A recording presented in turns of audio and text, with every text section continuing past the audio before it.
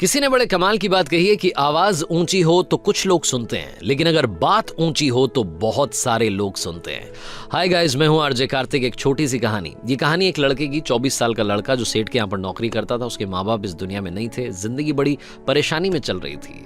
वो जाता था, रोजाना पैसे कमा करके घर आता था, खाना बनाता था, खाता था, सो जाता था। एक दिन उसने देखा कि उसने 4 चपाती और सब्जी बनाई। हाथ मुंह धोकर के वापस आया, तब तक 3 बची। दूसरे दिन भी यही हुआ। तीसरे दिन उसने ध्यान रखा और चूहे को पकड़ लिया। एक चूहा मोटा सा चपाती लेके जा रहा था।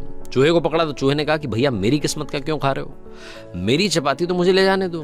तो लड़के ने कहा बेटा मेरे पास में ज्यादा पैसा नहीं है, सिर्फ 4 मैंने बनाई है चपाती, उसमें से एक तुम ले जा रहे हो, मैं क्या करूंगा, मेरी जिंदगी ने मुझे बेहाल कर रखा है। तो चूहे ने कहा कि तुम्हारे सारे सवालों के जवाब तुम्हें एक इंसान दे सकता है। लड़के ने पूछा कि कौन है? तो चूहे ने कहा कि गौतम बुद्ध हैं, उनके आश्रम में जाओ, उनसे अपनी जिंदगी के बारे में पूछो, वो तुम्हें रास्ता बताएंगे कि करना क्या है। लड़के ने कहा बहुत बढ़िया बात है। चूहे की बात मान ली, गौतम बुद्ध से मिलने के लिए चल पड़ा। सेठ से छुट्टी ले ली 5-6 दिन की। रास्ता लंबा था, रात हो गई। इस लड़के को कुछ दिखाई नहीं दे रहा था। थोड़ी दूर पर एक हवेली दिखाई दी, वहां गया, जाकर के शरण मांगी। हवेली की मालकिन ने पूछा कि बेटा कहाँ जा रहे हो? तो लड़के ने कहा कि गौतम बुद्ध के आश्रम जा रहा हूं, उनसे मिलने के लिए।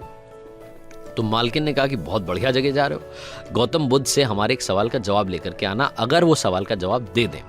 तो लड़के ने कहा जरूर, आपका सवाल पूछूंगा, बताइए। तो हवेली की मालकिन ने कहा कि बेटा मेरी 20 साल की बेटी है, जो 20 सालों से एक शब्द नहीं बोली है, बोल नहीं सकती है। बस उनसे पूछ लेना कि ये बेटी कब बोलेगी। ये बोलते बोलते उनकी आंखों में आंसू आ गए। लड़के ने कहा माता जी आप परेशान मत हो, मैं जाऊंगा और आपके सवाल का जवाब जरूर लेकर आऊंगा। लड़का अगले दिन चल पड़ा। रास्ता बहुत ज्यादा लंबा था। रास्ते में उसे बड़े बड़े पहाड़ मिले, ऊंचे ऊंचे पहाड़, बर्फ वाले पहाड़। उसे समझ नहीं आ रहा था कि कैसे पार करूंगा, बड़ी देर हो जाएगी। तभी उसे एक जादूगर दिखाई दिया जो वहां बैठ करके तपस्या कर रहा था। जादूगर के पास गया, उससे बोला कि मुझे गौतम बुद्ध से मिलने के लिए जाना है, रास्ता तो बहुत ही परेशानी वाला लग रहा है, कैसे मैं पार करूंगा? तो जादूगर ने कहा कि गौतम बुद्ध से मिलने जा रहे हो, मेरे एक सवाल का जवाब लेकर के आ जाना, तुम्हें पहाड़ तुम्हें फटाफट से पार करा दूंगा। लड़के ने कहा आपका सवाल बताओ। तो जादूगर ने कहा कि 1000 सालों से यहाँ पर इसी पहाड़ पर तपस्या कर रहा हूँ स्वर्ग जाने के लिए, मुझे समझ नहीं आ रहा कि स्वर्ग कब जाऊंगा। तो लड़के ने कहा ठीक है, आपके सवाल का जवाब लेकर के आते हैं। जादूगर ने छड़ी घुमाई, लड़के को पहाड़ पार करा दिए। मैदानी इलाका आ गया, वहां पर एक बड़ी सी नदी थी। लड़के के सामने फिर से समस्या थी कि अब ये नदी कैसे पार करें। तभी उसे वहां पर एक बड़ा सा कछुआ दिखाई दिया। कछुए से मदद मांगी कि आपकी पीठ पर बैठा करके मुझे नदी पार करा दीजिए। कछुए ने कहा ठीक है। जब नदी पार कर रहे थे तो कछुए ने पूछा कि कहाँ जा रहे हो? तो लड़के ने कहा गौतम बुद्ध से मिलने जा रहा हूँ। कछुए ने कहा वाह यार, बड़ी अच्छी जगह जा रहे हो, एक काम करना मेरे सवाल का जवाब ले आना।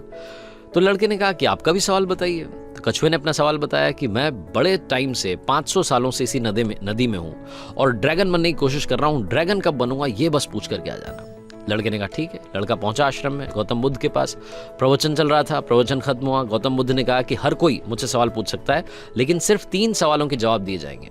अब लड़के के सामने समस्या थी कि किसके सवाल को ड्रॉप करें, किसका सवाल छोड़ें और किसका पूछें।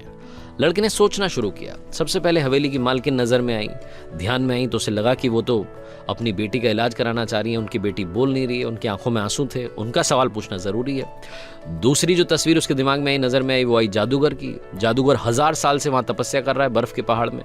तीसरी तस्वीर आई कछुए की, जो 500 साल से नदी में ड्रैगन बनना चाह रहा है। फिर लड़के को अपनी तस्वीर नजर आई, जो सेठ के यहाँ पर एक लड़का नौकरी कर रहा है। लड़के ने सोचा कि मैं तो नौकरी कर ही रहा हूँ, खाना खा ही रहा हूँ, ठीक चल ही रहा है, थोड़ी और मेहनत करूंगा, कुछ बदलूंगा। इन 3 लोगों की जिंदगी में बदलाव लाना जरूरी है, इन 3 के सवाल पूछने जरूरी है। लड़के ने गौतम बुद्ध से तीनों के सवाल पूछे। गौतम बुद्ध ने जवाब दिया सबसे पहले हवेली की मालकिन के सवाल का। उन्होंने कहा कि उस मालकिन की जो बेटी है 20 साल की, उसकी जैसे ही शादी होगी वो लड़की बोलना शुरू कर देगी। दूसरे सवाल का जवाब देते हुए गौतम बुद्ध ने कहा कि जो जादूगर है उससे कहना कि वो छड़ी छोड़ दे, जिस दिन उसने छड़ी छोड़ दी, छड़ी का त्याग कर दिया, वो स्वर्ग चला जाएगा। तीसरा सवाल था कछुए का। गौतम बुद्ध ने कहा कि उस कछुए से कहना कि अपना कवच उतार दे, जिस दिन उसने कवच उतार दिया उस दिन वो ड्रैगन बन जाएगा। लड़के ने नमस्कार किया, प्रणाम किया, चल पड़ा वापस। रास्ते में कछुआ मिला, कछुए से कहा कि भैया कवच उतार दो। गौतम बुद्ध ने कहा तुम ड्रैगन बन जाओगे। कछुए ने जैसे ही कवच उतारा, मोती ही मोती निकल आया। कछुए ने कहा मोती का मैं क्या करूंगा, आप ले जाओ। लड़के को मोती दे दिए और कछुआ ड्रैगन बन गया। थोड़ा आगे चला तो जादूगर मिला। जादूगर को जाकर के कहा कि भैया आपको छड़ी छोड़नी पड़ेगी, तभी आप स्वर्ग जा पाओगे। जादूगर ने कहा ये लो छड़ी छोड़ दी, ये छड़ी तुम रख लो, मैं स्वर्ग चला जाऊंगा। जादूगर स्वर्ग चला गया। और अब आई बारी तीसरे सवाल की। ये पहुंचा उस हवेली में जहां मालकिन ने सवाल भेजा था। मालकिन से जाकर के बोला कि मालकिन आपका जो सवाल था उसको जवाब मिल गया है, आपकी 20 साल की बेटी की जिस दिन शादी हो जाएगी उस दिन ही बोलना शुरू कर देगी। उन्होंने कहा क्या बात है, तो देर कैसी, मेरे सामने ही तो दूल्हा बैठा है। तुमसे बढ़िया लड़का कौन हो सकता है। लड़की को बुलाया गया, लड़के ने लड़की को देखा, लड़की ने लड़के को देखा, शादी करा दी गई। और जैसे ही शादी हुई, लड़की ने पहली बात बोली कि आप तो वही हो जो उस दिन रात में हमारे यहाँ आकर के रुके थे। लड़की ने बोलना शुरू कर दिया। लड़के के पास में जिंदगी में पैसा आ गया, क्योंकि मोती मोती आ गए, जादूगर की छड़ी आ गई, ताकत आ गई, और शादी भी हो गई। लड़के की जिंदगी सेटल हो गई, सिर्फ इसलिए क्योंकि उसने अपने सवाल का त्याग कर दिया था। इस दुनिया में जो जहाज होता है जब किनारे पर होता है तो सुरक्षित होता है, सबसे ज्यादा सेफ होता है, लेकिन उसे दूसरे किनारे पर जाने के लिए इस किनारे का त्याग करना पड़ता है, लहरों से भिड़ना पड़ता है, मुकाबला करना पड़ता है। इस लड़के ने जब तक अपना सवाल नहीं छोड़ा था, इसको जवाब नहीं मिले थे। ये छोटी सी कहानी लाइफ में बहुत बड़ी बात सिखाती है।